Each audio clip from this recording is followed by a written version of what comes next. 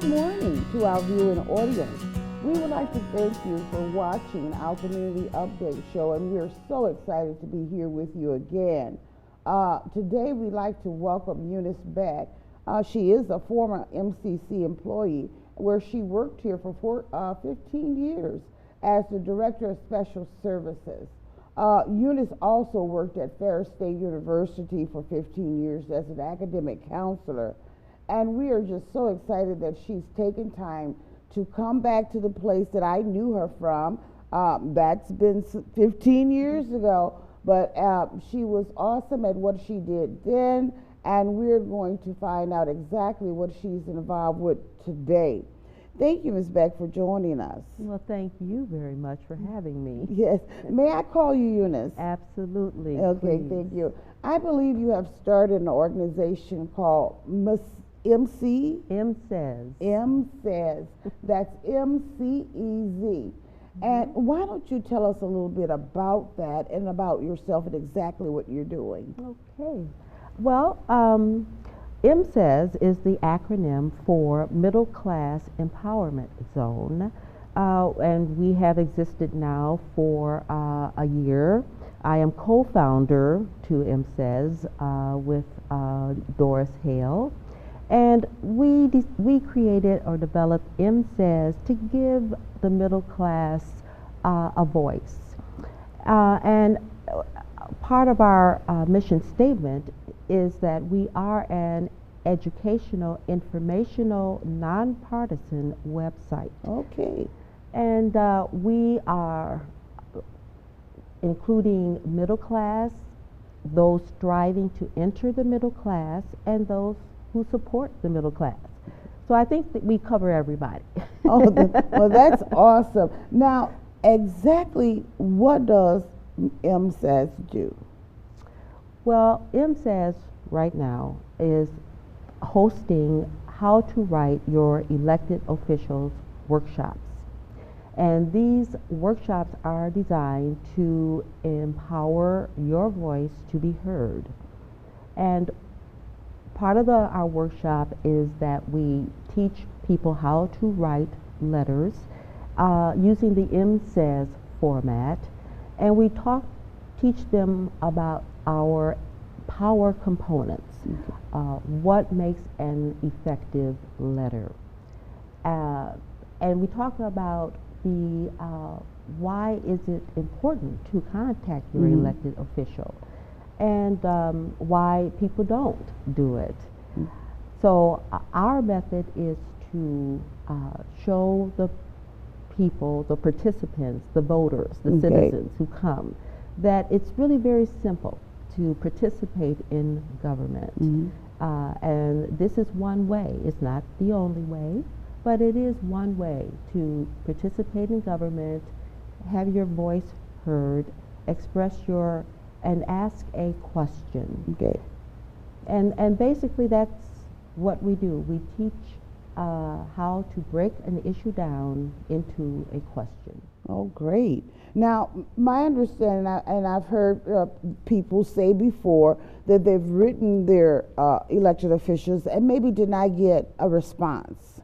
And I understand from what I've read about M-Says is that they're going to show you how to write and get that response that you're looking for. So from what I'm looking at your diagram, your setup of your workshop, there is a particular way to make yourselves heard, make sure your letter is written. We can't guarantee that, but we can make it so that it is read and you might get that answer that you've been looking for. Maybe there was something missing before that you can help them to do to help them their voice being heard. And it's always good to have your voice heard. Is that correct? That is correct. Okay. That So is correct. now, as you think about the roles of the constituents, we're in an election year. We've had some challenges along this year with the local government as well as national. There are some concerns of issues that have come up. What I understand you have told me is that when you're teaching them to write, not in a provocative way that can invoke some type of controversy. Is Right. that right? That is right. But it will help them to get their point across, and sometimes it's just getting it off your chest. Yes, exactly. So can you expound a little bit on how this workshop is different from any other? Well, as far as I know, I don't know if there's ever been a workshop on how to write your elected official. A nonpartisan approach, and approaching it by asking a question. Many letters are to give an opinion. This is to get information, Okay. to ask your elected official their position on a certain issue. What we feel are the powerful components are, a letter is written to at least 3 elected officials, a minimum of 3. The letter is written across party lines, so you get a diverse response. The letter is sent a minimum of 3 times, and then we will post your letter Okay. when it meets the quality control, which you learn in the workshop. Your letter is eligible to be posted on our website, Oh, okay. and that is with or without a response. So the letter, the question itself is information. It is a standalone question. And readers can read it and read the responses and come to some conclusions about the issue, about the response. So it is designed for critical thinking and for critical reading. We have written letters regarding the Flint water crisis, and we have also submitted letters on FOIA, and that regarding the government's office being exempted from FOIA, and the Freedom of Information Act. Okay. And this was information that came out surrounding the Flint water crisis. So if the viewers would go to www.msays.org, and they will go to what we have called our MSays-upedia, where we have our letters posted. Okay. They will see what the responses have been to the governor's office being exempt from FOIA. Oh, okay. Now that's something that is very important. You must understand that we've had some issues, and it's okay to be angry or to be upset about something, but it's equally important to have your voice heard, but to get some conscientious, thought-provoking answers to your questions. Exactly.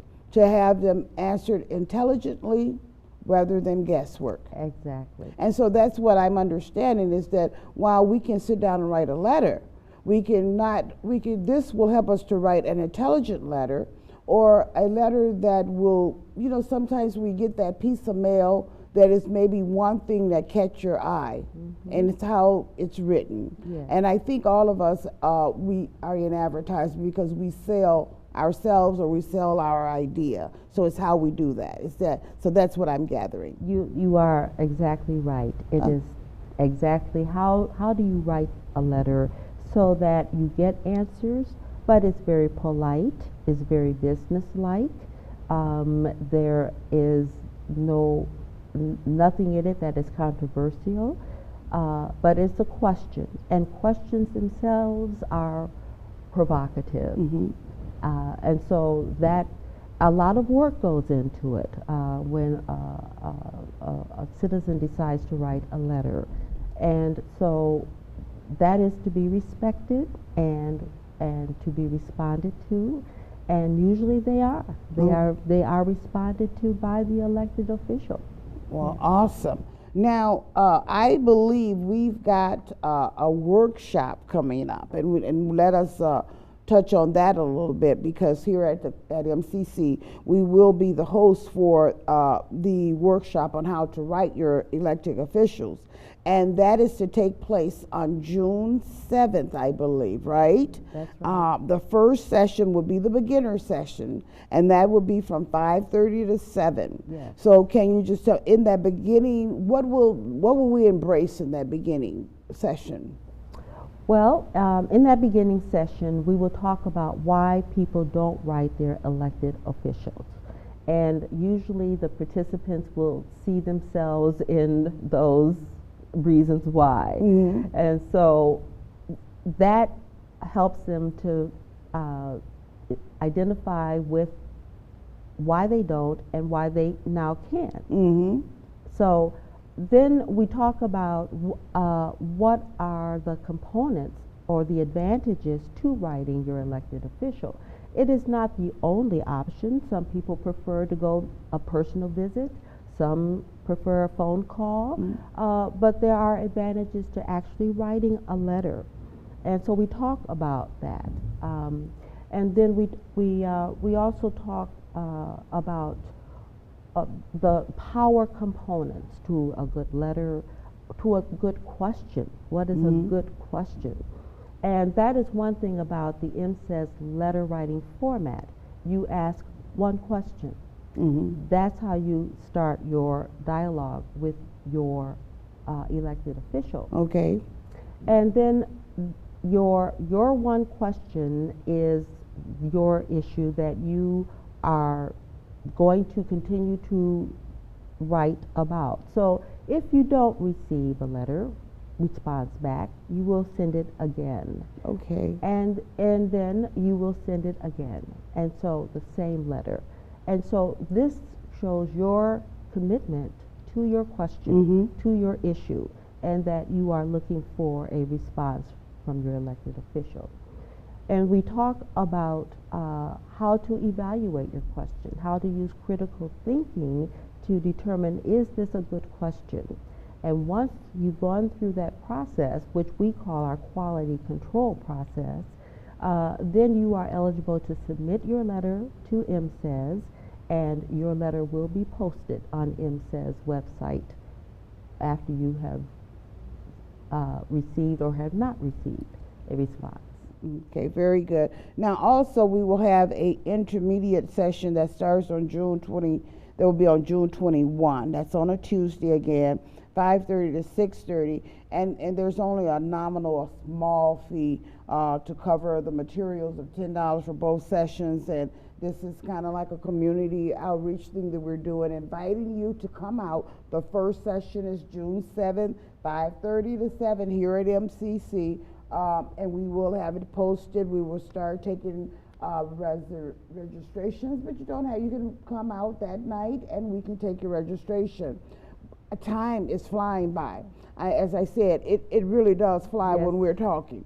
So the one word, we have about 1 minute, 15 seconds. So let's just sum this up. Okay. What is one thing that an attendee will take away from the workshop? The attendee will take away the understanding that they have power, that their voice is important, and that they have complete control over having their voice heard. That it's very simple to do, and it is these skills that they will be learning can be transferred to other letter writing as well.